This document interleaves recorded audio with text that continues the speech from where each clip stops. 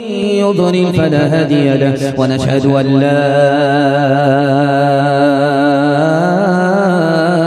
إله إلا الله وحده لا شريك له ونشهد أن سيدنا ونبينا وحبيبنا وشفيعنا وسندنا وإمامنا ومولانا محمدا عبده ورسوله صلى الله عليه وعلى آله وصحبه وبارك وسلم تسليما كثيرا كثيرا. أما بعد فأعوذ بالله من الشيطان الرجيم. بسم الله الرحمن الرحيم. إنما أموالكم وأولادكم فتنة. صدق الله مولانا العظيم. وقال النبي صلى الله عليه وسلم أكرموا أولادكم أو كما قال عليه الصلاة والسلام. سبحان الله وبحمده سبحان الله العظيم وبحمده يستغفر الله. صلى الله على سيدنا محمد صلى الله عليه وسلم. اللهم صل على سيدنا محمد يا رب صل عليه وسلم. حسن صورت چند روزہ حسن سیرت مستقل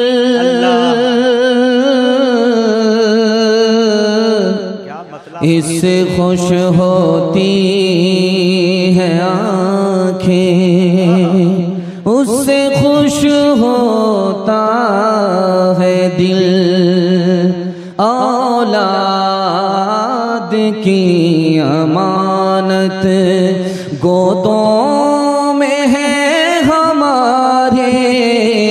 اولاد کی امانت گودوں میں ہے ہمارے. پالے انہیں ہنر سے پوسے انہیں جگر سے. اولاد کی امانت اللہ کی اطاعت بہتر نہیں ہے. اسے سکھلائیں ہم سلیقہ اولاد کو فکر سے. سکھلائیں ہم سلیقہ. بڑا خوبصورت جلسہ آدھا سے زیادہ نکل چکا. محبت میں آپ سن رہے ہیں پتہ نہیں چل رہا ہے. اللہ اس محبت کو سلامت رکھے. ہمارے سنانے کو آپ کے سننے کو بے حد قبول فرمائے. یہاں سے لے کر کے وہاں تک سننے کے لیے تیار ہے. جوش کے ساتھ ہاتھ اٹھائیے انشاءاللہ. اولاد کی محبت میں بہادر نہیں سخی نہیں بزدل اور بخیل بن جائیں گے. ہاتھ اٹھائیے انشاءاللہ. آپ کی بیداری کو ٹٹول رہا تھا کہ آپ یہاں ہیں یا کہیں اور ہیں. دھیان سے سنیے گا. 3 سوال ہے. پیغام میرا شروع ہو رہا ہے. رات کے سناٹے میں چچا نے بھتیجے سے کہا بیٹا کپڑا اتارو سو جاؤ. ہمارے نبی بھتیجا ہے چچا ابو طالب ہیں. اللہ کے رسول نے کیا جواب دیا؟ یہ میرا پہلا سوال ہے. دوسرا سوال ہے کنویں میں بھائی کو بھائی نے ڈالا ہے اور کپڑا اتارا. حضرت یوسف نے کیا فریاد کی ہے؟ یہ میرا دوسرا سوال ہے. تیسرا سوال ہے باپ نے بیٹے سے کہا بیٹا میں نے خواب دیکھا اللہ کے نام پر میں تم کو ذبح کر رہا ہوں. بیٹے نے کہا ابا حضور میری 4 فرمائش ہے. وہ 4 فرمائش کیا ہے؟ یہ میرا آخری سوال ہے. سننے کے لیے مکمل تیار ہیں؟ جوش کے ساتھ ہاتھ اٹھائیے انشاءاللہ. 3 سوال ہیں. پیغام شروع ہو رہا ہے. میرا پہلا سوال تھا رات کے سناٹے میں چچا ابو طالب نے بھتیجے محمد سے صلی اللہ علیہ وسلم سے کہا بیٹا کپڑا اتارو سو جاؤ. اللہ کے رسول کپڑا نہیں اتار رہے. چچا نے کہا کہ چچا کا حکم اور بھتیجا پورا نہ کرے کپڑا نہیں اتار رہے. تو اللہ کے رسول نے کہا چچا جان میں کپڑا اتاروں میرے بدن کو آپ دیکھو مجھے شرم آتی ہے. آپ منہ پھیر لو پھر میں کپڑا اتارتا ہوں. یوسف کو بھائیوں نے کنویں میں ڈالا کپڑا اتارا تو حضرت یوسف نے فریاد کی کہ کپڑا تو دے دو. کنویں میں ڈالنا ہے ڈال دو لیکن کپڑا مجھ سے مت چھینو. یہ کپڑا اگر زندہ میں رہے گا تو سردی اور گرمی میں کام آئے گا. اگر مر جاؤں گا تو کفن میں کام آئے گا. باپ سے بیٹے نے کہا بیٹا میں نے دیکھا ہے خواب میں کہ تمہیں اللہ کے نام پر ذبح کر رہا ہوں. बेटे ने कहा अब्बा हुजूर आप भी सच्चे हो, आपका ख्वाब भी सच्चा है, ख्वाब को सच्चा कर लो, बेटा तैयार है। 4 फरमाइश है, आंख पर पट्टी बांध लेना, मेरे हाथ पांव को बांध देना, चाकू तेज कर देना, और जब मुझे ज़बह करना तो मेरा सर आसमान की तरफ नहीं जमीन की तरफ कर देना, ताकि सजदे की हालत में तेरा बेटा कुर्बान हो जाए। और आखिरी फरमाइश ये है, जब मैं कुर्बान हो जाऊं तो मेरा कपड़ा मेरी माँ के हवाले कर देना, ताकि सब्र हो जाए कि मेरा बेटा राह खुदा में जान दे करके कामयाब हो गया। पेदर बोला के बेटा आज मैंने ख्वाब देखा है, किताबे जिंदगी का एक निराला बाब देखा है। ये देखा है कि मैं खुद आप तुझको ज़ब्ह करता हूँ, खुदा के नाम पर तेरे लहू में हाथ भरता हूँ। कहा फर्जंद ने ए बाप इस्माइल साबिर है, खुदा के हुक्म पर बंदा पैता मील हाजिर है, मगर आँखों में अपनी आप पट्टी बांध लीजिएगा, मेरे हाथों को और पैरों में रस्सी बांध दीजिएगा। मशीयत का मगर दरियाए रहमत जोश में आया, कि इस्माइल का एक रोग कटने नहीं पाया। ये तात और कुर्बानी,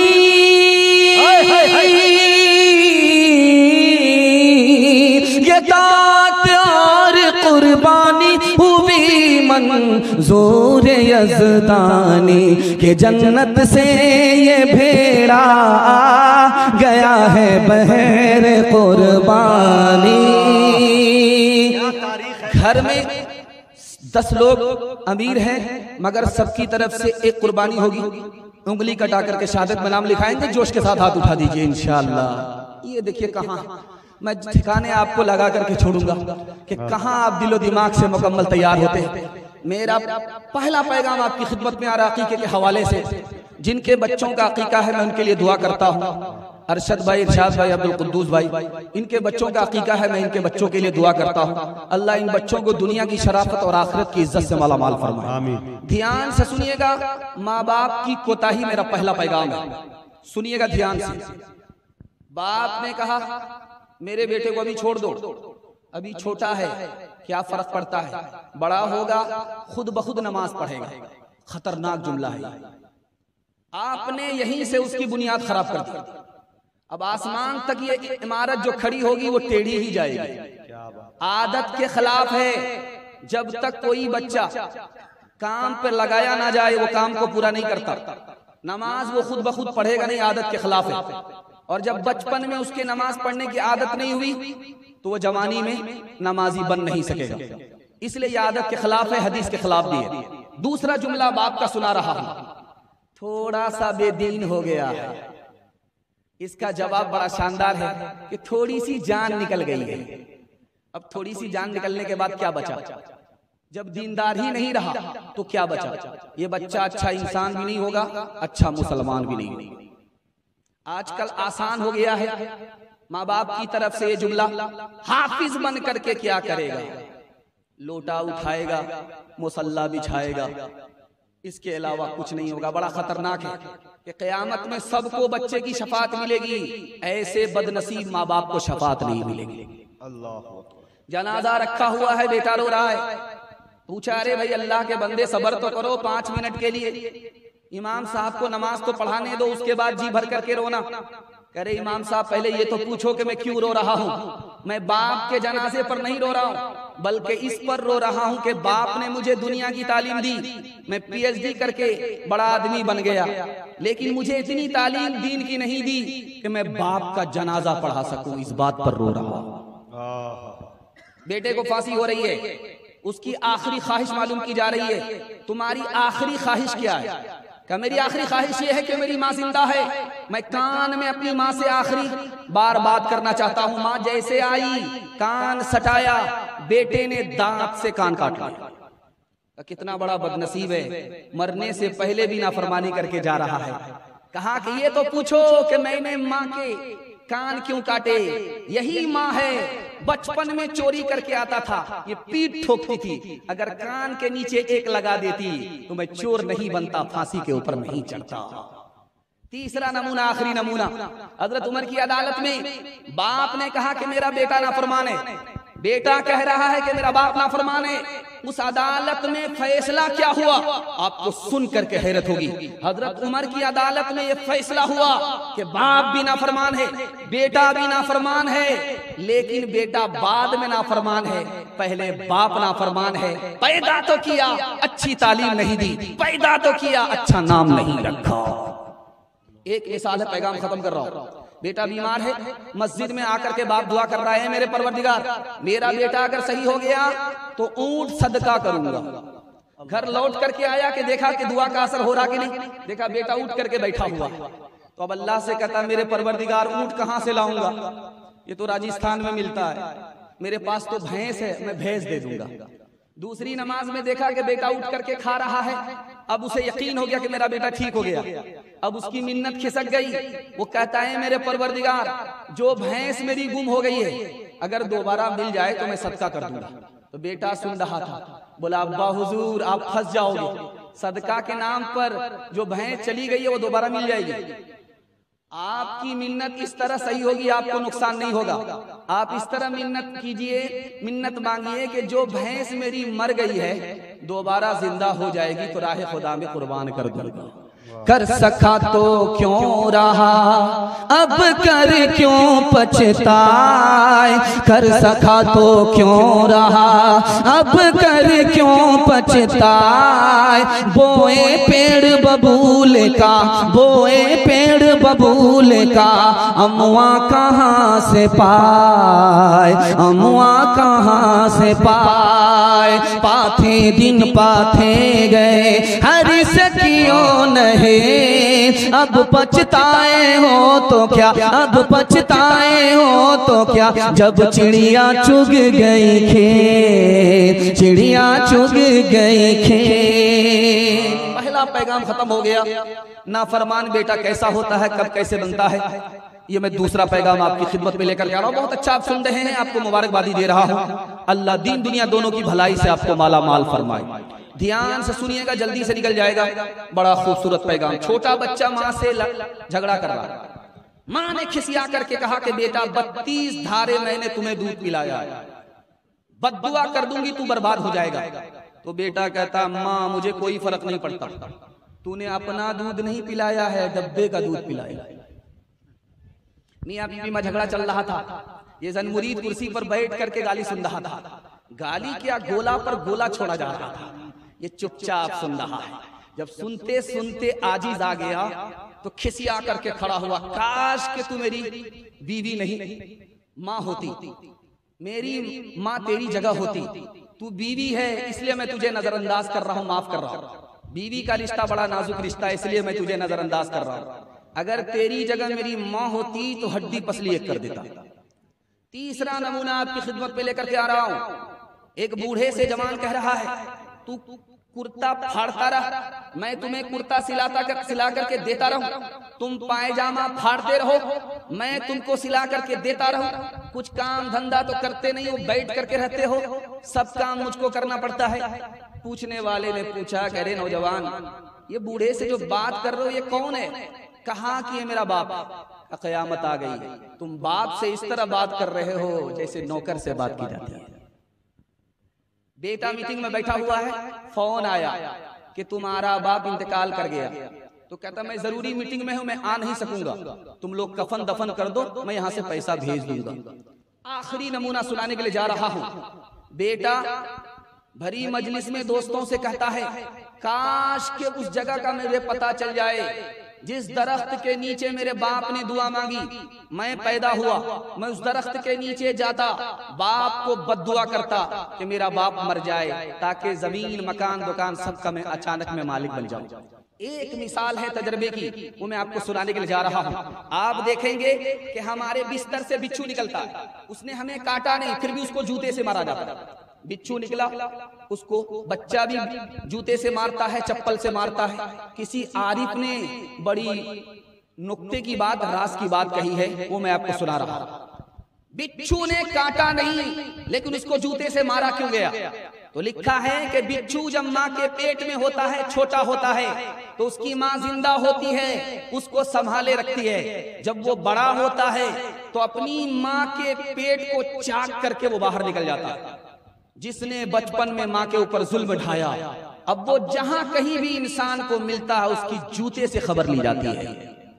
मैं मसनदे रसूल पर बैठा हुआ हूं, आपसे सिर्फ वादा लेना चाहता हूं कि अगर आपको पैसा चाहिए, सेहत चाहिए, उम्र चाहिए, मेरी जबान नहीं, नबी की जबान है।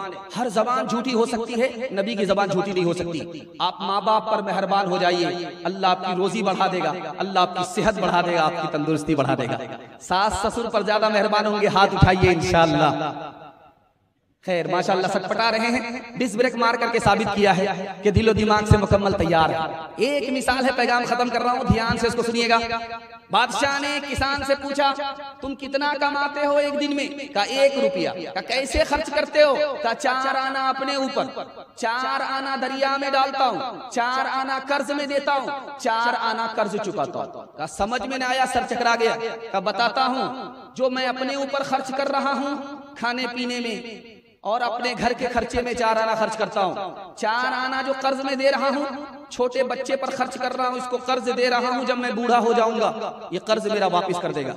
और 4 आना कर्ज चुका रहा हूँ, जब मैं बच्चा था तो मेरे बूढ़े माँ बाप ने मुझे खिलाया पिलाया था, वो कर्ज मेरे सर पर रह गया था, उसको लौटा रहा हूँ। 4 आना दरिया में डाल रहा हूँ, सास ससुर पर खर्च कर रहा हूँ, कुछ मिलने वाला नहीं है, जो भी मिलेगा आखिरत में मिलेगा।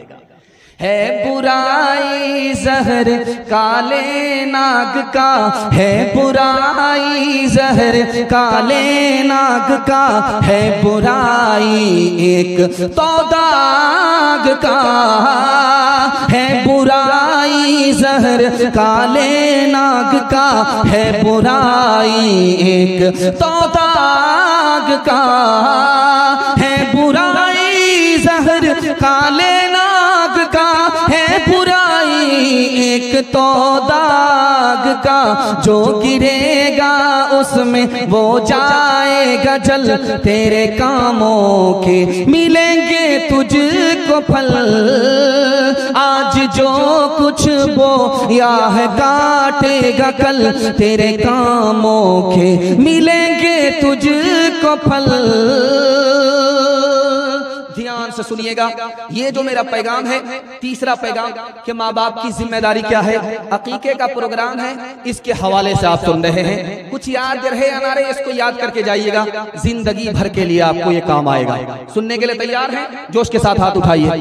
अल्लाह हमारे सुनाने को, आपके सुनने को बेहद कबूल फरमाए। ध्यान से सुनिएगा। आप चाहते हैं कि हमें नेक साले औलाद मिले, तो आपकी पहली जिम्मेदारी है दीनदार औरत से निकाह कीजिए और बच्चे के हलक के नीचे हराम ना आए, इस पर ध्यान दीजिए।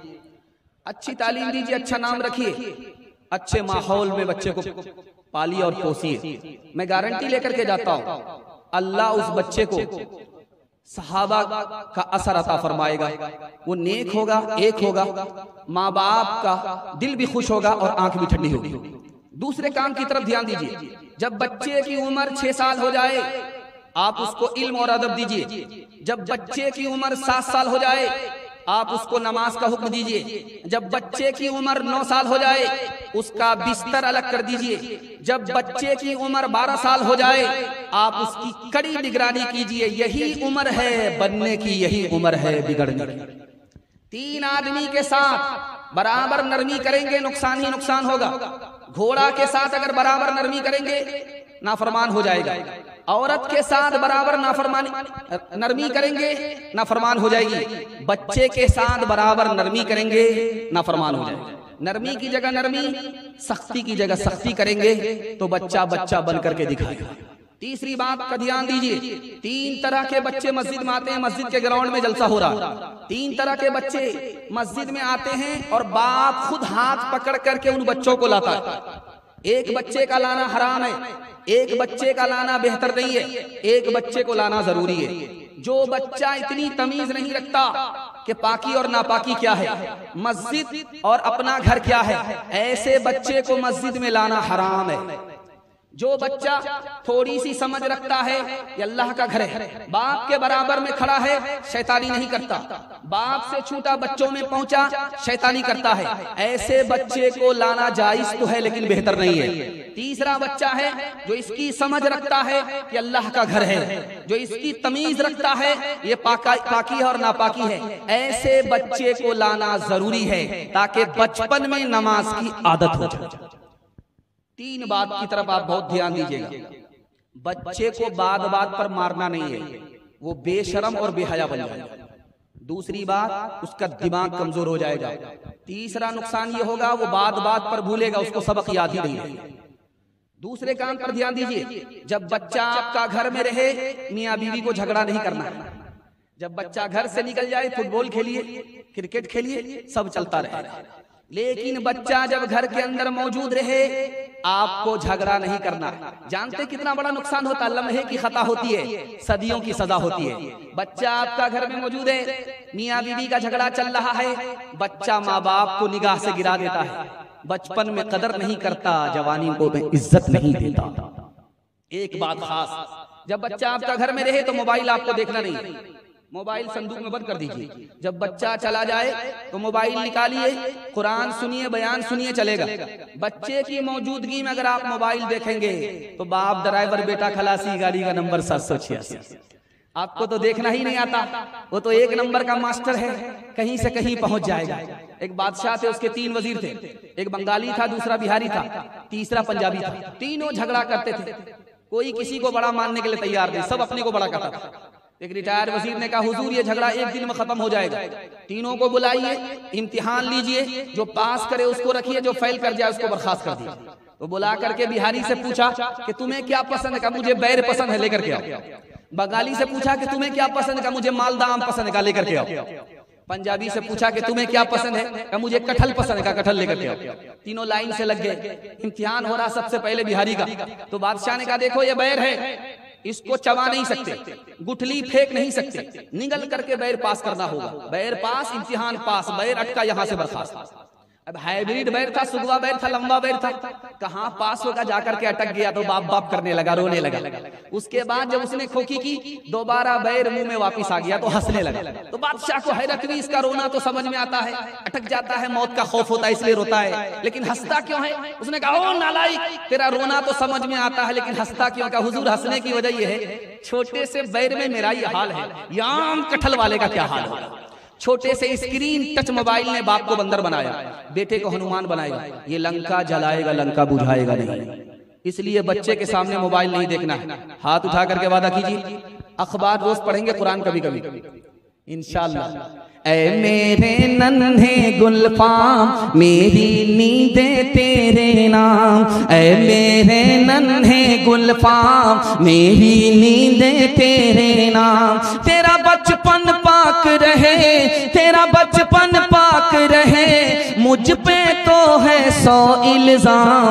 ऐ मेरे नन्हे गुलफाम किसका पड़ा तुझ पे साया, किसने ये रास्ता दिखलाया, कौन तुझे उस घर में लाया, कौन तुझे उस घर में लाया, वो घर है रुसवा बदनाम। ऐ मेरे नन्हे गुलफाम। चौथा चौथा नमूना बड़ी तेजी के साथ आपकी खिदमत में आ रहा है, ध्यान से सुनिएगा। होनहार बच्चा कौन होता है? आधा जलसा निकल चुका है, मोहब्बत में आप सुन रहे हैं, थोड़ा सा जलसा बाकी रह गया, इंशाल्लाह वो भी मुकम्मल हो जाएगा। बड़े बड़े शुअरा मौजूद हैं, उनको दोबारा आपको सुनना है। मुकम्मल जलसे को मुकम्मल करा करके उठना है, हाथ उठाइए इंशाल्लाह। ध्यान से सुनिएगा, होनहार बच्चा कौन होता है? इब्ने मुबारक बहुत बड़े मुहद्दिस हैं, अल्लाह उनको जज़ाए खैर दे, जन्नतुल फिरदौस दे। उन्होंने एक बच्चे से पूछा कि बेटा क्या पढ़ते हो? कहा मुझे ज्यादा जानकारी तो नहीं है, 4 बात की जानकारी है, इससे ज्यादा मुझे जानकारी नहीं चाहिए। कहा बेटा क्या है जानकारी? कहा सर का इल्म मुझको हो चुका, जबान का इल्म मुझको हो चुका, कान का इल्म मुझको हो चुका, दिल का इल्म मुझको हो चुका, अब किसी इल्म की जरूरत नहीं है। अब इतने बड़े मुहद्दिस सर पकड़ करके बैठ गए, ये बच्चा क्या कह रहा है? मुझे 4 बातों का इल्म है और मुझे किसी इल्म की जरूरत नहीं। सर का इल्म हो चुका, कान का इल्म हो चुका, जबान का इल्म हो चुका, दिल का इल्म हो चुका। तो उस मुहद्दिस ने कहा बेटा मैंने मतलब समझा नहीं, मतलब समझाओ। तो कहा सर का इल्म हो गया, ये सर अल्लाह के आगे झुकना चाहिए, किसी और के आगे नहीं झुकना चाहिए। कान का इल्म हुआ कि इस कान से कुरान की तिलावत सुननी है। जबान का इल्म हो गया, इस जबान से कुरान की तिलावत करनी है। दिल का इल्म हो गया, इस दिल में सिर्फ खुदा बसेगा, कोई और नहीं बसेगा। मुबारक हो। निजामुल मलिक बहुत बड़ा बादशाह है, मदरसा बनाया, मदरसे के बच्चों को बिठा करके सवाल किया कि क्यों आए हो मदरसे में, क्या पढ़ने के लिए आए हो? तो एक बच्चा बोला मैं बादशाह का बेटा हूँ, बादशाह बनने के लिए आया हूँ। कहा इन्ना लिल्लाह, ये तो 1 नंबर का दुनियादार बनेगा। दूसरे बच्चे ने कहा मेरा बाप वजीर है, मैं वजीर बनना चाहता हूँ। कहा अस्तगफिरुल्लाह। तीसरे बच्चे से पूछा कि तुम क्या बनना चाहते हो? कहा मेरा बाप सिपह सालार है, मैं सिपह सालार बनना चाहता हूँ। अब मदरसा का बच्चा, मदरसे में इतना बड़ा दुनियादार, इस मदरसे पर मैं कल बिल्डोजर चला दूंगा। कोने में देखा एक बच्चा बैठा हुआ था, उसी बच्चे का नाम इमाम गजाली था। उस बच्चे से पूछा कि बेटा मैं तो जा रहा हूँ मायूसी में, तुमसे भी पूछ लेता हूँ कि तुम इस मदरसे में क्यों आए हो? कहा कि हुजूर मैं इस मदरसे में इसलिए आया हूँ, मुझे इस मदरसे में आने से पहले ये मालूम नहीं है खुदा कौन से काम से राजी होता है, खुदा कौन से काम से नाराज होगा। मैं तो इतनी ही जानकारी के लिए आया हूँ। बादशाह ने पेशानी चूम करके कहा मुबारक हो, तू इस मदरसे में बाकी है, मदरसा बाकी है, अगर तू नहीं रहता इस मदरसे पर मैं बिल्डोजर चला देता। हजरत थानवी ने एक बच्चे से पूछा बेटा स्कूल में पढ़ते हो, एक सवाल का जवाब दो, अरबी अच्छी है या इंग्लिश अच्छी है? उस बच्चे ने, मुसलमान के बच्चे ने स्कूल में पढ़ करके भी कितना शानदार जवाब दिया, आपको हैरत होगी सुन करके। उस बच्चे ने कहा इसमें पूछने की क्या बात है, इंग्लिश से बढ़ करके अरबी है। क्यों? अल्लाह का कुरान अरबी में नाजिल हुआ, इंग्लिश में नाजिल नहीं हुआ। इब्लीस बैठा हुआ था, मकतब से एक बच्चा निकला, बोतल सामने लेकर के खड़ा हो गया। का बच्चा एक सवाल का जवाब दो, इस बोतल में आसमान और जमीन आ सकता है कि नहीं आ सकता? तो उस बच्चे ने कहा कि आसमान और जमीन इस बोतल में आ सकते हैं कि नहीं? अल्लाह कादिर है, आजिज नहीं है। ये बोतल तो बहुत बड़ी चीज है, अगर अल्लाह चाह ले तो सुई के नाके के अंदर आसमान को भी ला सकता है, जमीन को भी ला सकता है। का मुबारक हो तुम्हारे इल्म ने तुमको बचा लिया। बच्चे के अंदर 5 खूबी है, दिखाने के लिए जा रहा हूं। वो अपनी बात कैसे मनवाता है? रो करके मनवाता है। अगर आप उसकी ख्वाहिश पूरी नहीं करेंगे, वो BBC लंदन चालू हो गया, अब वो चुप होने का नाम नहीं लेगा जब तक उसकी जिद पूरी ना हो जाए। अगर इसी तरह रो करके हम अपनी बात खुदा से मनवाले वाले बन जाते तो हमारी हर बात अल्लाह के यहाँ काबिल कबूल हो जाती। बच्चे की दूसरी खूबी दिखाने के लिए जा रहा हूं। करोड़पति का बेटा क्यों ना हो, वो जमीन पर बैठता है, जमीन पर बैठता है। चाहे कितने बड़े बाप का बेटा हो, वो जमीन पर बैठता है। उसके अंदर आजिजी है। ये आजिजी अगर हमारे अंदर आ जाए तो अल्लाह आसमान की बुलंदी अता फरमाए। बच्चों को आप देखेंगे वो खिलौने से खेलता है, मिट्टी का खिलौना होता है, उससे खेलता, उसको तोड़ देता है। यानी वो दुनिया के खिलौनों की अपने दिल में कोई कदर कीमत नहीं रखता।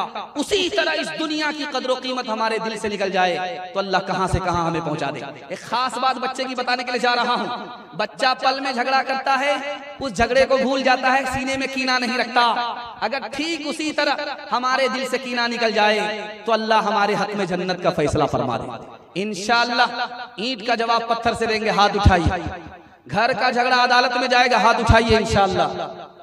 खैर, एक छोटी सी मिसाल है, पैगाम खत्म कर रहा हूं। दस्तरखान लगा हुआ है, खाना गर्म है, बच्चा रो रहा है। एक पूछने वाले ने पूछा कि बेटा क्यों रोते हो? कहा खाना गर्म है इसलिए रो रहा हूं। खाना गर्म है इसलिए रो रहा हूं। कहा बेटा थोड़ा सब्र कर लो, खाना ठंडा हो जाएगा, बाद में खा लेना। कहा सब्र करेंगे तो आप लोग खा लोगे, हमारे लिए कुछ नहीं बचेगा। एक आदमी ने एक बच्चे के सर पर हाथ रख करके कहा कि बेटा मैं तुम्हारा बाप बन जाऊं, इससे तुम खुश हो जाओगे? कहा कि नहीं, बाप बन जाने से मैं खुश नहीं होऊंगा, तू मेरी माँ बन जा, ताकि तेरी मीठी मीठी बात मेरे बाप को बहुत अच्छा लगे और मेरे बाप को तेरी मीठी मीठी आवाज बहुत प्यारी लगे। तू बाप के बजाय माँ बन जाए, मैं इससे राजी हूं। हाथ उठा करके वादा कीजिए इंशाअल्लाह पहले अपने बच्चे को मकतब की तालीम देकर के इंसान और मुसलमान बनाएंगे, बाद में डॉक्टर इंजीनियर प्रोफेसर बनाएंगे इंशाअल्लाह।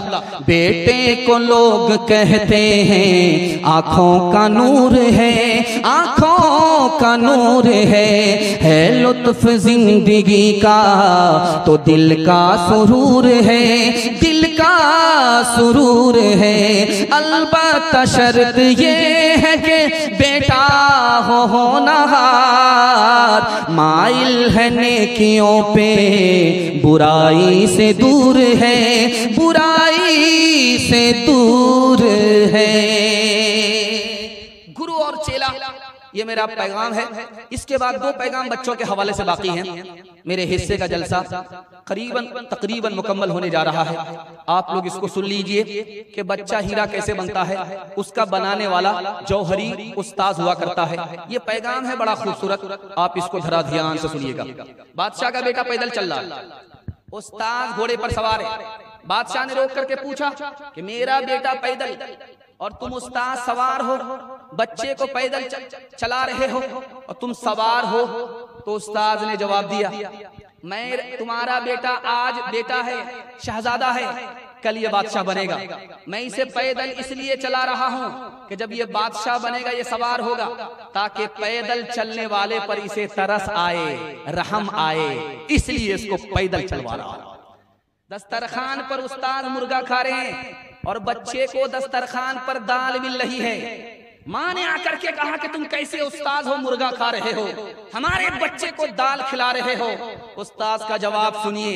वो उस्ताद शाह अब्दुल कादिर जिलानी रहमतुल्लाह अलैह थे। कहा कि तुम्हारा बेटा अभी इसी लायक है कि दाल खाए, जब वो मुर्गा खाने के लायक हो जाएगा तो मुर्गा खाएगा। मैं तो अभी उस पर मेहनत कर रहा हूं, वो मेहनत कर रहा है ताकि मुर्गा खाने के काबिल हो जाए। बच्चा नाकाम हो गया, दूसरे का बच्चा कामयाब हो गया। बाप ने आकर के शिकायत की कि मेरा बच्चा नाकाम हो गया, तुम्हारा बच्चा कामयाब हुआ। कहा कि मैं उसको फरिश्ता बना करके मकतब से घर भेजता था और तुम्हारे गलत फिल्मी माहौल ने बच्चे को शैतान बनाया। कसूर हमारा नहीं है, कसूर तुम्हारा है, इल्जाम तुम्हारे सर जाएगा, हमारे सर नहीं जाएगा। बेकसूर बच्चे को मारा गया। बाप आया बेटे की तरफदारी में, उस्ताद से कहने लगा कि तुमने मेरे बेटे को बेकसूर क्यों मारा? कहा इसलिए मारा ताकि जब ये बादशाह बने तो किसी पर जुल्म ना करे, जो अपने लिए पसंद करे वो दूसरे के लिए पसंद करे। सिकंदर एक बादशाह गुजरा है, उसने पूरी दुनिया पर हुकूमत किया, बाप से बढ़कर के उस्ताद की इज्जत कर रहा है। पूछने वाले ने पूछा कि बाप से बढ़कर के उस्ताद की इज्जत क्यों करते हो? कहा इसलिए कि बाप ने मुझको आसमान से जमीन पर लाया, उस्ताद मुझको जमीन से आसमान पर ले गया, इसलिए बाप से बढ़कर के उस्ताद की इज्जत करता हूं। आपका बच्चा कैसे पढ़ेगा? एक ही काम आपको करना है, उस्ताद का फीस उधार नहीं रखना है, नगद दे देना। उस्ताद को खुश रखना है।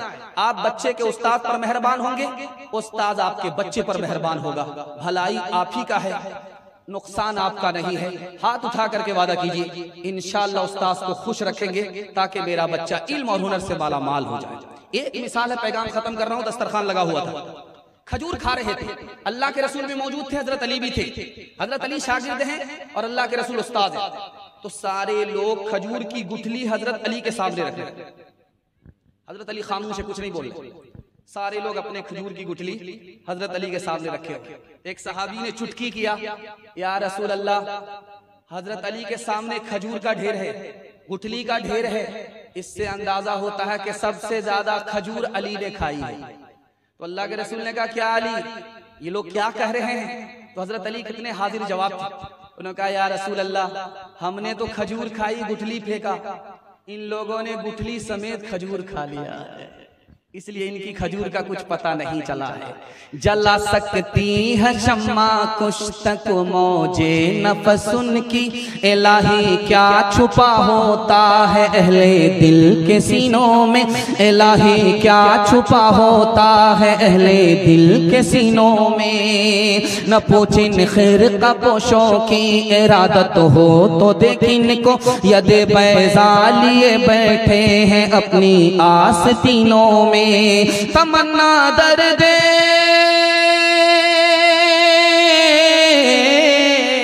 तमन्ना दर्द दिल की है तो खिदमत कर फकीरों की, नहीं मिलता ये गौहर बादशाहों के खजीनों में, नहीं मिलता ये गौहर बादशाहों के खजीनों में। दो पैगाम रह गए। आप भी सोचेंगे कि पता नहीं कितना भारी भारी मुताला सर पर आएगा और कितना वजन उठाना पड़ेगा। जल्दी से आपको फारिग कर रहा हूं। बस एक खूबसूरत पैगाम कि आदमी बड़ा कैसे बनता है। बड़ा बनता है इल्म और हुनर से। आपके बच्चा के पास ज्यादा पैसा आए, आपको खुश होने की जरूरत नहीं है। आपको खुश होना उस वक्त है जब आपके बच्चे के पास ज्यादा इल्म आ जाए। ज्यादा पैसा आएगा, दुश्मन ज्यादा होंगे, खतरे की बात है, खुशी की बात नहीं। ज्यादा इल्म होगा, मोहब्बत करने वाले ज्यादा होंगे, खुशी की बात तब है। ध्यान से सुनिएगा। लुकमान हकीम से पूछा, आप इतने बड़े हकीम कैसे बन गए? का इल्म और हुनर मुझको नाबीना से मिला। जो आंख का नाबीना होता है उससे मुझे हुनर और हिकमत मिली। कैसे? वो फूक फूक करके कदम रखता। और बेअदब से मुझे अदब मिला। इमाम गजाली से पूछा गया, आप इतने बड़े इमाम कैसे बन गए? का जो चीज मालूम नहीं थी उसको पूछे बगैर मैं चैन से बैठा नहीं, इसलिए अल्लाह ने आसमान की बुलंदी मुझे अता फरमाया। पूछा गया हसन बसरी से, आप इतने बड़े इमाम कैसे बने? मेरे दूसरे साथी के पास कम इल्म था, मेरे पास सबसे ज्यादा इल्म था, इसलिए अल्लाह ने मुझे दुनिया में सबसे ज्यादा चमका दिया। हकीम जालिनूस से पूछा, आप इतने बड़े हकीम कैसे बन गए हो? कहा मेरे दोस्तों ने शराब पर पैसा बहाया, मैंने चराग के तेल पर पैसा लुटाया, मैं आबाद हो गया, वो बर्बाद हो गए। आखिरी नमूना आपकी खिदमत में है। हजरत नानोतवी के हवाले से आता है, पूछा गया कि नानोतवी ने भी वही किताब पढ़ी, इतना इल्म कैसे हुआ? का उस्ताद का अदब बहुत ज्यादा था, इसलिए अल्लाह ने दुनिया में चमकाया, रुतबा को बुलंद फरमाया। इसलिए हाथ उठा करके वादा कीजिए, खुद अपने उस्ताद का अदब करेंगे, अपने बच्चे को अदब की तालीम देंगे। हाथ उठाइए इंशाअल्लाह। एक मिसाल है, पैगाम खत्म कर रहा हूं। आपने अलीगढ़ यूनिवर्सिटी का नाम सुना है, बहुत मशहूर इदारा है, सर सैयद अहमद खान साहब ने बनाया। उन्हीं 1875 में। दुआ कीजिए अल्लाह उनको पूरी मिल्लत की तरफ से जज़ाए खैर दे। 3 नौजवान सफर कर रहे थे अलीगढ़ में दाखिला लेने के लिए। तीनों का टिकट नहीं था। एक बूढ़ा सीट पर बैठा हुआ था, उसी का टिकट था, कंफर्म टिकट था। एक जवान आकर के कहता, ओ बड़े मियाँ पैर समेटो, हमें नहीं पहचानते, मैं कौन हूँ? अहमद असरार। दूसरा लड़का बोला, मैं भी इसी सीट पर बैठूंगा, संभल करके बैठ जाओ, लेटने की जरूरत नहीं है, मेरा वेटिंग टिकट हुआ तो क्या हुआ, मुझे नहीं पहचानते, मैं कौन हूँ? हबीब मुख्तार। तीसरा लड़का बोला कि मैं भी यहीं बैठूंगा, पैर समेट करके बैठो, मेरा नाम सैयदुल अबरार। बूढ़े ने सोचा कि 3 पहलवान से क्या टकराऊंगा, चूर चूर हो जाऊंगा, बेचारा सिमट करके बैठ गया। उसके बाद खुलते खुलते जब पता चल गया कि इन बच्चों को अलीगढ़ में दाखिला लेना है, तो कहा कि बेटा, सबने अपना नाम बता दिया कि अहमद असरार हूँ, सईदुल अबरार हूँ, हबीब मुख्तार हूँ। अरे मेरा नाम भी तो पूछो कि मैं कौन। अभी नौजवानों को बड़ी हैरत हुई कि इस सूखी लकड़ी में जान कहाँ से पैदा हो। कहा कि चचा जान आप भी बता दो आप कौन हो। तो कहा मैं परवरदिगार। कल अलीगढ़ पहुंचो, बाप से भेंट हो जाएगी, मैं अलीगढ़ का वाइस चांसलर हूँ। खुदा तुम्हें किसी तूफान से आश ना कर दे, खुदा तुझे किसी तूफान से आशना कर दे, कि तेरे बहर की मौजों में इज़्तिराब नहीं, तुझे किताब से मुमकिन नहीं फराग के तो किताब ख़्वाह मगर मगर साहिबे किताब नहीं।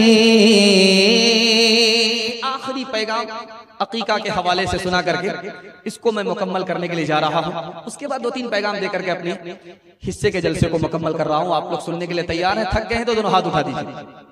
खैर, माशाअल्लाह, ध्यान से सुनिएगा, जल्दी से निकल जाएगा। आदम अलैहिस्सलाम ने अपने बेटे से कहा, बेटा दुनिया पर मुतमईन मत होना, मैं जन्नत पर मुतमईन हुआ, मुझे जन्नत से निकाल दिया गया। बेटा औरत की हर ख्वाहिश पर अमल मत करना, मैंने अपनी बीवी की ख्वाहिश पर अमल किया, जन्नत से निकाल दिया गया। बेटा हर काम के करने से पहले अंजाम सोच लेना, मैंने अंजाम सोचा नहीं, जन्नत से बाहर कर दिया गया। बेटा हर काम के करने से पहले दूसरे से मशवरा कर लेना, मैंने अगर फरिश्तों से मशवरा कर लिया होता तो जन्नत से निकाला नहीं जाता।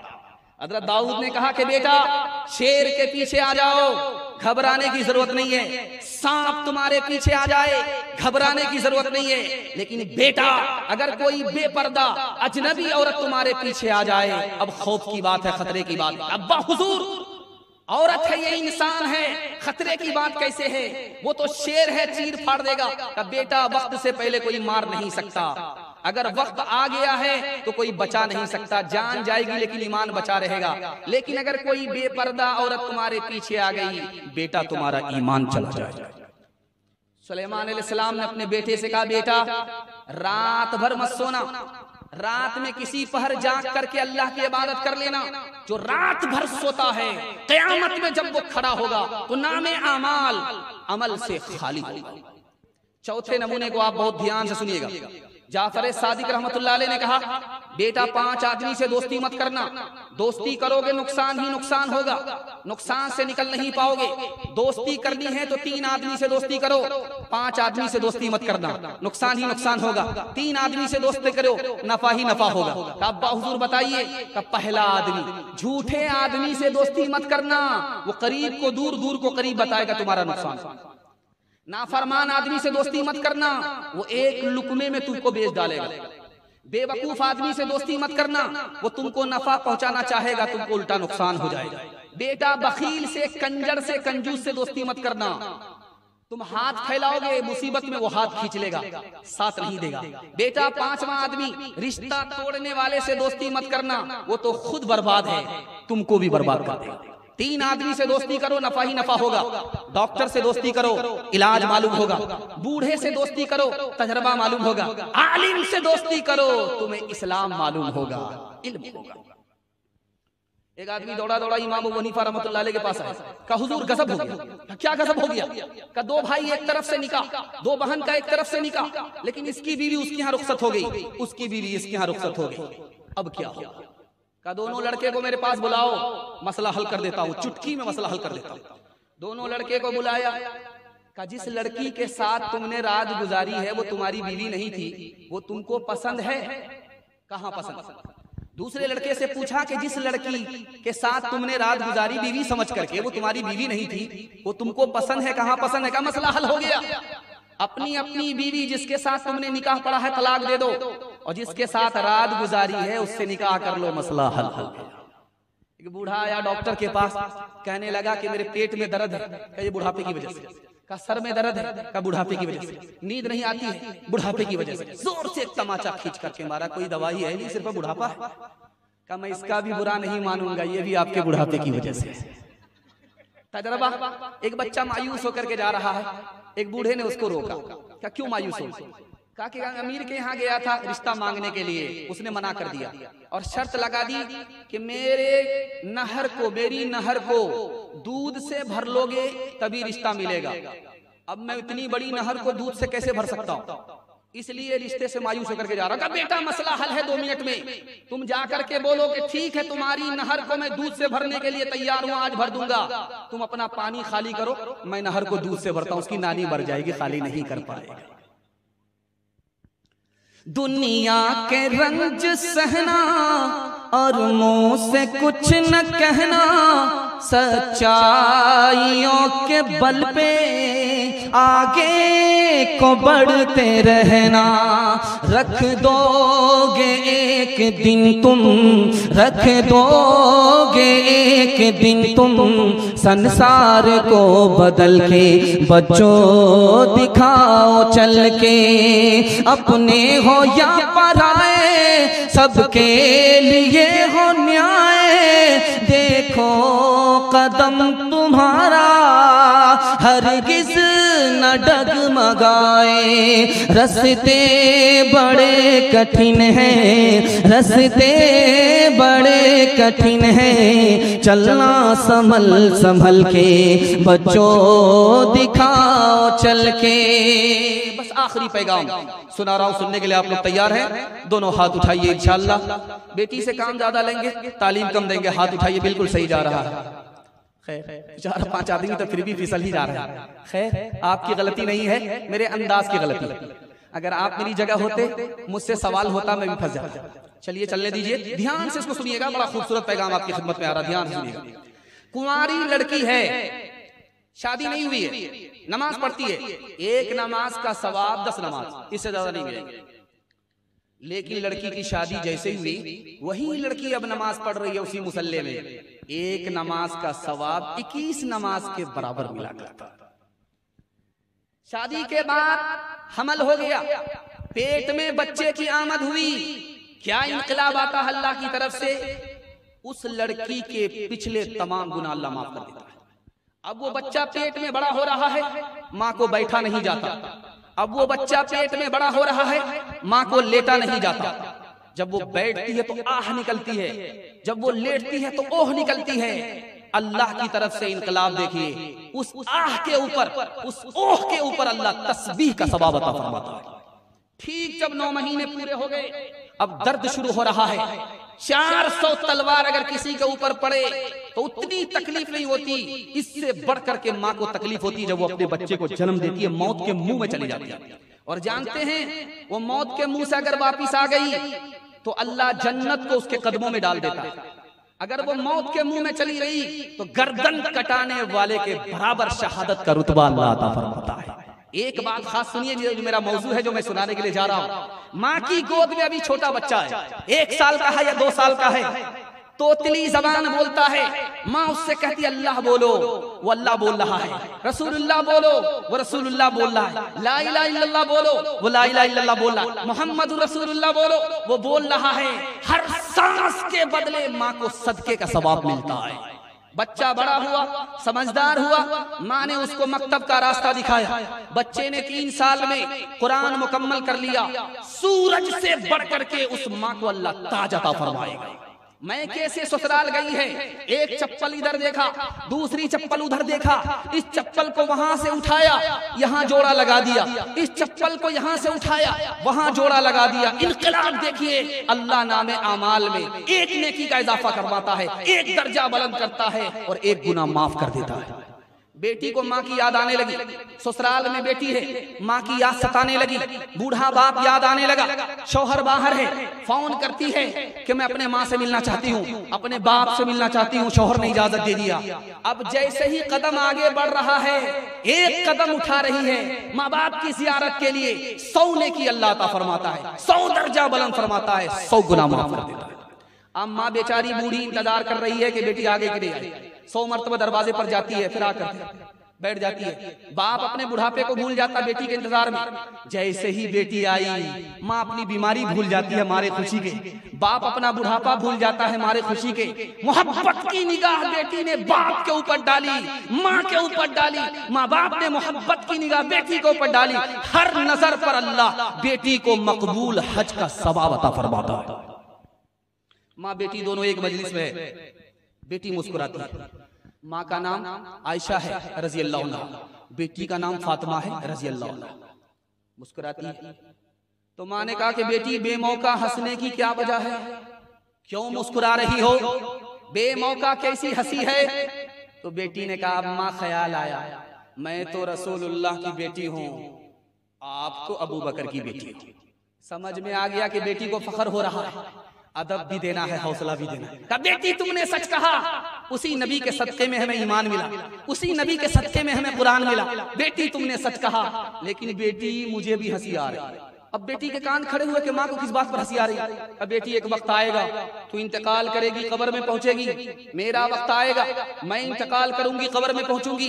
बेटी एक वक्त आएगा, तू कब्र से निकलेगी, जन्नत में जाएगी, तेरे हक में फैसला होगा, मेरे हक में फैसला होगा। बेटी मैं कब्र से निकलूंगी, जन्नत में पहुंचूंगी। लेकिन बेटी मुझे हंसी इस बात पर आ रही है कि जब तू जन्नत में जाएगी, तेरे हाथ में अली का हाथ होगा। बेटी जब मैं जन्नत में जाऊंगी, मेरे हाथ में रसूलुल्लाह का हाथ होगा। अल्लाह अल्लाह कितना ऊंचा आयशा का है मकाम, अल्लाह अल्लाह कितना ऊंचा आयशा का है मकाम, अल्लाह अल्लाह कितना ऊंचा आयशा का है मकाम, अल्लाह अल्लाह कितना ऊंचा आयशा का है मकाम, अल्लाह अल्लाह कितना ऊंचा आयशा का है मकाम, अल्लाह अल्लाह कितना ऊंचा आयशा का है मकाम। हश्र तक उन्हीं के घर पे है मोहम्मद का क़याम, हश्र तक उन्हीं के घर पे है मोहम्मद का क़याम। जिस पे बांधा था खुदा के दुश्मनों ने इत्तेहाम, आज तक इंसान शर्मिंदा है उस इल्जाम पर। हो मेरे माँ बाप कुर्बा उस मुकद्दस नाम पर, हो मेरे माँ बाप कुर्बा उस मुकद्दस नाम पर। आयशा के सैकड़ों एहसान है इस्लाम पर, आयशा के सैकड़ों एहसान है इस्लाम पर। ध्यान से सुनिएगा, आखिरी पैगाम सुना रहा हूं, 10 मिनट का मेरे हिस्से का जलसा है। आप लोग सुनने के लिए मुकम्मल तैयार हैं? हाथ उठाइए इंशाअल्लाह, मरने के बाद अमल करेंगे। हाथ उठाइए इंशाअल्लाह। ध्यान से सुनिए। 1965 में ऐलान हुआ, 1965 में हम दो हमारे दो, अगला बच्चा भी नहीं, दो के बाद कभी नहीं, कम संतान सुखी किसान। 1970 में ऐलान हुआ, नसबंदी नहीं कराओगे, ऑपरेशन नहीं कराओगे, बच्चे जितने ज्यादा होंगे कहत आ जाएगा, गरीबी आ जाएगी, बर्बादी होगी, मुल्क महंगाई का शिकार हो जाएगा। 70 आया चला गया। 1980 में ऐलान हुआ, नसबंदी नहीं कराओगे, बच्चे ज्यादा पैदा होंगे, ऑपरेशन नहीं कराओगे, बच्चे की कसरत होगी, अमीर लोग गरीब को खा जाएंगे, एक दूसरे को काट खा जाएंगे। अल्लाह ने बच्चे की आमद बाद में की, पैदावार को पहले बढ़ा दिया। ये दुनिया असबाब है, मुसब्बिबुल असबाब तो खुदा। आपने सुना होगा कि 60 किलो दूध गाय देती थी, लेकिन आज के बच्चे आंख से देख रहे हैं जर्सी गाय 60 किलो दूध दे रही है। 1975 में रूस के साइंसदानों ने कहा, अगर हम इस धरती में दिमाग लगाएं और इस धरती से पैदावार निकालें, खेती पैदा करें, खेती से फसल निकालें, तो 9.5 खरब लोगों की गिजा निकाली जा सकती है। अल्लाह ताला ने इतनी सलाहियत इसके अंदर मौजूद है। विनोबा भावे जी, उन्होंने कहा, अरे आने वाले बच्चे को हाथ को देख रहे हो, मुंह को देख रहे हो कि खाएगा कहां से आएगा, लेकिन कमाने वाले दो हाथ को नहीं देख रहे। खाने का मुंह एक है, कमाने के दो हाथ। एक नुक्ते की बात सुनिए, अल्लाह आपके इल्म में इजाफा फरमाए, मेरे मुताला को ताज़ा फरमाए। मौत क्यों आती है, लोग मरते क्यों हैं? बड़ी प्यारी बात नकल करने के लिए जा रहा हूं, ध्यान से उसको सुनिएगा। पुराने लोग मर जाते हैं, नए लोग आते हैं, नए लोगों में नए जमाने को तरक्की देने के लिए नई सलाहियत होती है, इसलिए पुराने लोगों को उठाया जाता है, नए लोगों को लाया जाता है। ताकि वो अपनी सलाहियत का मुजाहिरा करे, दुनिया को तरक्की दे। आप देखे होंगे आज से 50 साल पहले ऊंट का सफर होता था, लेकिन अब हवाई जहाज का सफर होता है। पिछले लोगों ने हवाई जहाज को पैदा नहीं किया, यही नया जहन, नए इनकलाबी दौर के लोग आए और समंदर में पुल बना दिया और एक मशीन से 500 आदमी के बराबर काम लिया जा रहा है। ये जदीद सलाहियत नए बच्चे में पैदा होती है, इसलिए अल्लाह ने मौत के सिलसिले को रखा। पुराने लोग जाते रहते हैं, नए लोग आते रहते हैं। इंशाअल्लाह अल्लाह के खजाने पर हम भरोसा करेंगे, अपनी जेब पर नहीं। हाथ उठाइए इंशाअल्लाह। बेटियों पर 5 जुल्म ढाया जाता है। जब बेटी पैदा होती है तो बाप मायूस हो जाता है, और जब बेटा पैदा होता है तो मिठाई बांटता है। दूसरा जुल्म बेटी पर यह होता है, बेटी को पराया धन समझा जाता है और बेटे को अपना धन समझा जाता है। तीसरा जुल्म बेटी पर यह होता, जितना बेटे को तालीम दिलाई जाती है उतनी बेटी को तालीम नहीं दिलाई जाती है। बेटी पर जुल्म है, बराबर तालीम देना चाहिए।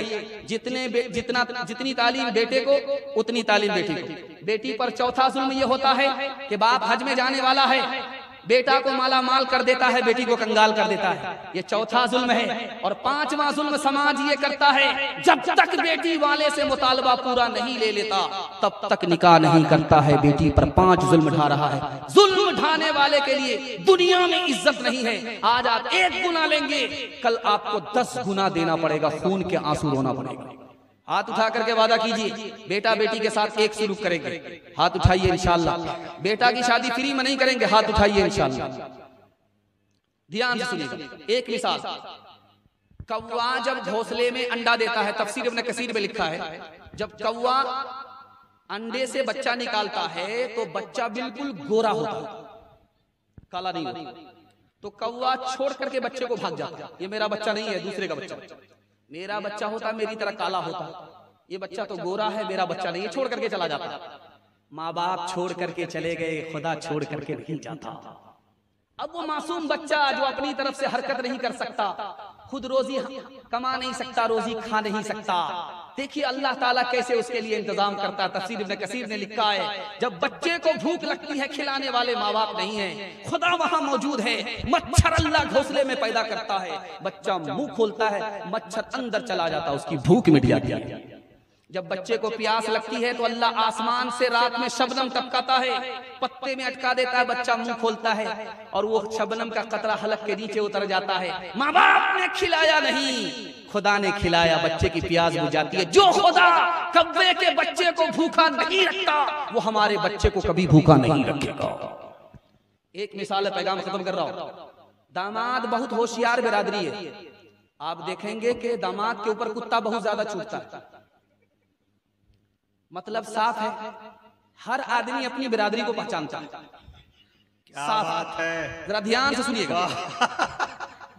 दामाद इतना चालाक होता है कि जब उसके घर में अच्छा खाना नहीं होता, सीधे वो ससुराल की तरफ रवाना हो जाता है कि मुर्गा मिलेगा। सास भी बड़ी होशियार, सोचा कि एक दिन खिलाएंगे, बार बार आएगा।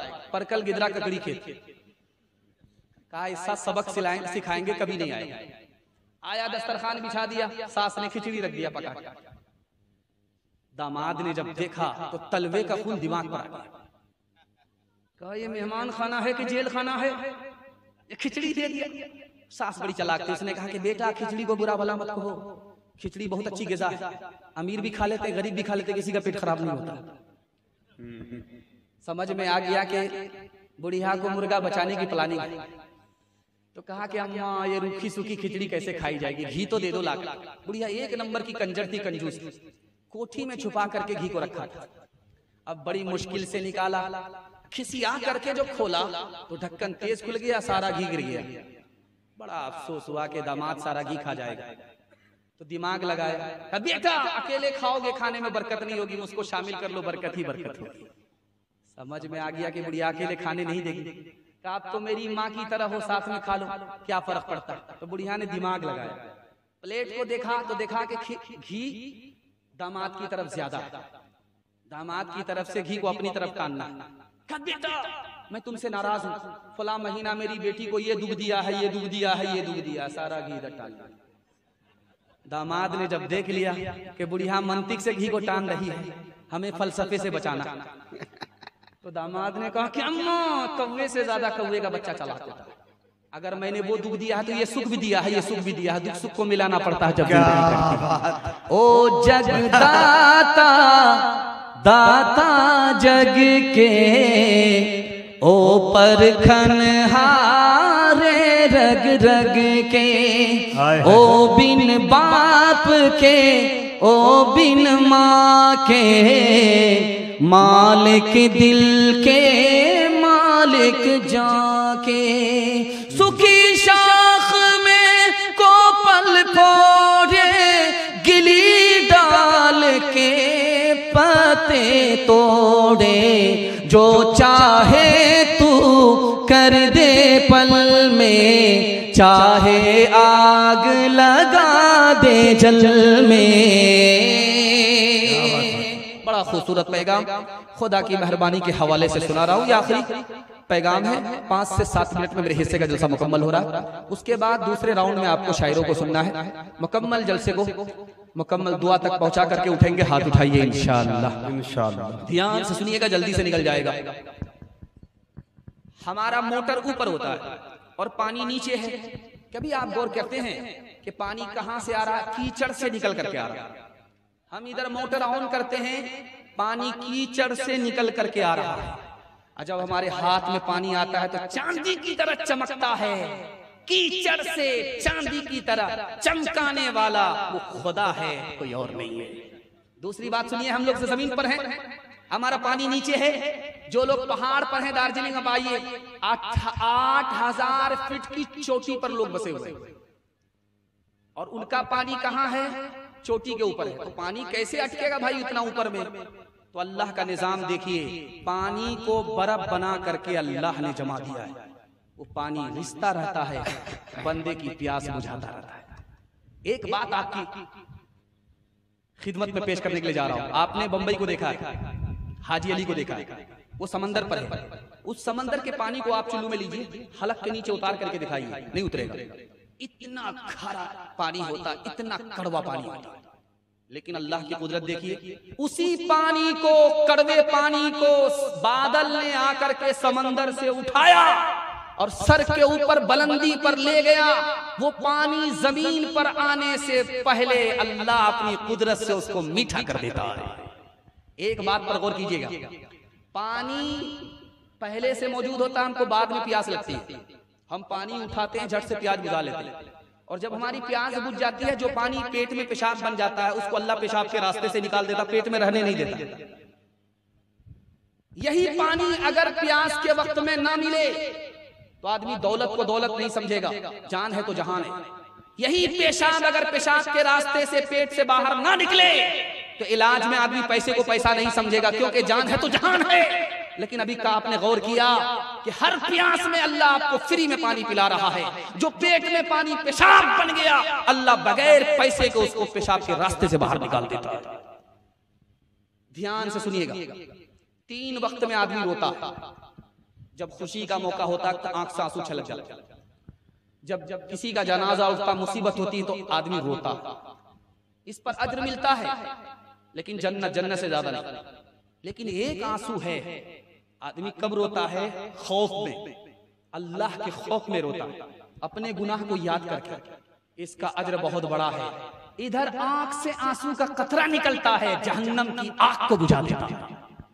जन्नत में जब आए लोग पहुंचेंगे, प्यास लगेगी तो कैसे पानी पिएंगे? कबूलियत की घड़ी आपको दुआ करनी है, अल्लाह फर्स्ट क्लास के जन्नत में हम लोगों को शामिल फरमाए। ध्यान से सुनिएगा, जन्नत में जाएगा आदमी, प्यास लगेगी तो अपने हाथ से पानी उठाएगा, पी लेगा, प्यास बुझ जाएगी। उसके बाद नौकर आया, उसने पानी पिला दिया, खुशकिस्मत तो वो जन्नती होगा। इधर प्यास लगेगी, अल्लाह का हाथ बढ़ जाएगा पानी पिलाने के लिए, खुदा पिलाएगा, बंदा पिएगा। अल्लाह उनमें हम सबको शामिल फरमाए। अभी आम का टाइम है, बाग में आम लगे हुए, अल्लाह की बहुत बड़ी नेमत है। अल्लाह का नाम लेकर के खाना है और अल्हम्दुलिल्लाह बोल करके अल्लाह का शुक्र अदा करना है। एक मंतकी चोर था, चुपके से रात के सन्नाटे में बाग में पहुंचता था और आम कैसे तोड़ता था? आम अल्लाह का, मैं अल्लाह का, बाग अल्लाह का, कौन होता है मुझको रोकने वाला, टोकने वाला? बाग वाला सर पकड़ करके बैठा हुआ, वो रोज आम घट रहा है, आम जाता कहाँ है? पहरे पर बैठा हुआ था, तो देखा कि ओ ये मंतिकी चोर है, इस मंतिक से ये चोरी करता है, इसको फलसफे से सबक देना। रस्सी से बांध दिया, 99 दिन चोर के एक दिन कोतवाल, पकड़ा गया, उसको बांध दिया, बांध करके 2 हत्थों लाठी मारना शुरू किया। जब वो रोने लगा तो कहता कि रोता क्यों है, ये लाठी भी खुदा की है, मैं भी खुदा का, तू भी खुदा का, तो फिर चिल्लाता क्यों है। अपने मरकज से न चल मुँह फेर कर बहरे खुदा, भूलता है कोई अपनी इंतहा और इब्तिदा।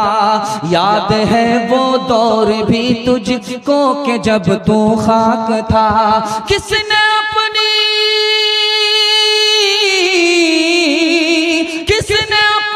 सांस से तुझको मुनव्वर कर दिया। कब तक आखिर अपने रब की नेमतें झुठलाएगा, कब तक आखिर अपने रब की नेमतें झुठलाएगा। फूल में खुशबू भरी जंगल की बोटी में दवा, बहर से मोती निकाले साफ रोशन खुशनुमा। आग से शोला निकाला अबुर से आबे सफा, किससे हो सकता है उसकी बख्शिशों का हक अदा। कब तक आखिर अपने रब की नेमतें झुठलाएगा। बस नबी का भी तस्करा हो जाए, आखिरी पैगाम सुनने के लिए आप लोग तैयार हैं? 3 मिनट का, हाथ उठा दीजिए इंशाअल्लाह। बुढ़ापे में दाढ़ी रखेंगे, हाथ उठाइए इंशाअल्लाह। शादी के बाद दाढ़ी रखेंगे, हाथ उठाइए इंशाअल्लाह। ये देखिए इंशाअल्लाह इंशाअल्लाह, और मैं जनाजा ही पढ़ूंगा। नाज़िम साहब ने कह भी दिया, ध्यान से सुनिएगा। बाप आए बेटी के यहाँ, बिस्तर बिछा हुआ था, बेटी ने उसे समेट लिया। बाप ने पूछा, बेटी मैं इस बिस्तर के लायक नहीं हूं या ये बिस्तर मेरे लायक है? तो बेटी ने झट से कहा कि ये नबी का बिस्तर है, आप नबी के दुश्मन हो, आप इस बिस्तर के लायक नहीं। दरवाजे पर दस्तक हुई, बाप खड़ा है, दरवाजे को खोला तो देखा एक काला आदमी खड़ा है। आप देखेंगे कि जिसका बच्चा काला होता है उसकी माँ उसको 72 मरतबा साबुन लगाती है, किसी तरह ये कालिया गोरा हो जाए, लेकिन वो साबुन तो काला हो जाता है, वो कालिया गोरा नहीं होता। लेकिन माँ की मोहब्बत को कुर्बान जाइए, वो उस काले को चांद से भी बढ़कर के समझती है। जैसे ही दरवाजा खुला, एक जवान खड़ा है, काला बदसूरत गुलाम नौकर। बाप ने कहा, क्यों आए हो? का तुम्हारी खूबसूरत बेटी का रिश्ता मांगने के लिए आए। कहा, आईने में तो जरा चेहरा देख लिया होता कि मेरी बेटी के लायक हो, तुम काले हो, बदसूरत हो, वो खूबसूरत है, वो आजाद है, शरीफ है, तुम गुलाम और नौकर हो, रिश्ता नहीं मिलेगा, चलो वापस हो जाओ। बेटी ने कहा, अब्बा हुजूर मुझे रिश्ता मंजूर है। आपने इसको देखा कि आने वाला काला है, आपने इसको नहीं देखा कि भेजने वाला कमली वाला है।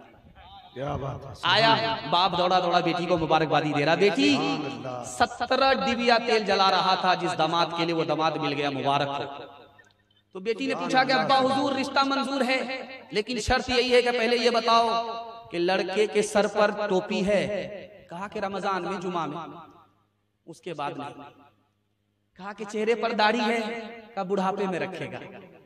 हज किया है? का बुढ़ापे में करेगा। रोजा नमाज करता का बायां दायां मलदार आदमी है, क्या फर्क पड़ता? अब्बा हुजूर को जो रिश्ता मंजूर नहीं है, लड़का सोनार है, मुझको सोना नहीं चाहिए, नबी की सुन्नत चाहिए। एक आदमी ने किताब में पढ़ा था कि जिसकी दाढ़ी बड़ी होती है वो बेवकूफ होता है। सोचा कि दाढ़ी को छोटा करें, बेवकूफ नहीं रहेंगे। कैंची तलाश किया, कैंची नहीं मिली। चराग जल रहा था, सोचा मुट्ठी भर दाढ़ी रहने देते हैं, जो बाहर है उसको बाहर कर देते हैं, पवेलियन पहुंचा देते हैं। चराग से जैसे ही हाथ सटाया, बाहर की दाढ़ी जैसे जली, आग से उंगली सट गई, हाथ छूट गया। बाहर की दाढ़ी को बाहर करने के चक्कर में अंदर की दाढ़ी भी चली। हर एक काम तेरा बड़े से जुदा है, वो पाबंद कुरआन तू ज़र पे फिदा है।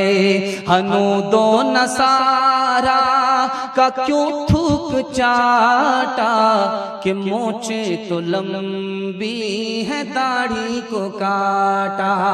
मोहम्मद ने महशर में जो पूछ डाला, बताए सुन्नत में क्या तूने पाया, तमाशाई मत बन खबरदार हो जा, अभी वक्त फुर्सत है बेदार हो जा।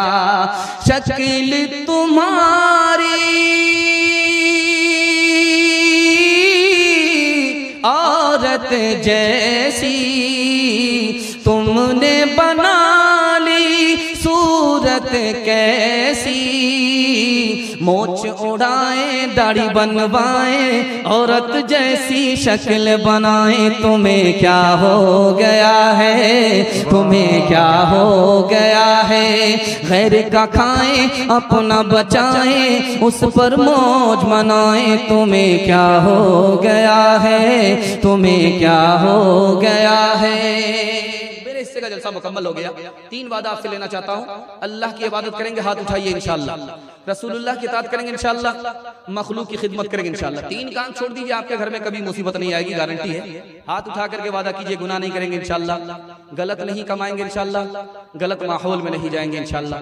न किताबों से नवाजों से नजर से पैदा, दीन होता है बुजुर्गों की नजर से पैदा। नहीं सीखा इन्होंने दीन रखकर शेख के घर में, पले कॉलेज के चक्कर में, मरे साहब के दफ्तर में, ठिक के चक्कर में तो रोटी भी गई, बड़ी शेख की ताक में थे तो छोटी भी गई, न मानी बात वाइस की, थे पतलून के चक्कर में तो लंगोटी भी गई। वाखिर दावाना अनिल हम्दुलिल्लाहि रब्बिल आलमीन।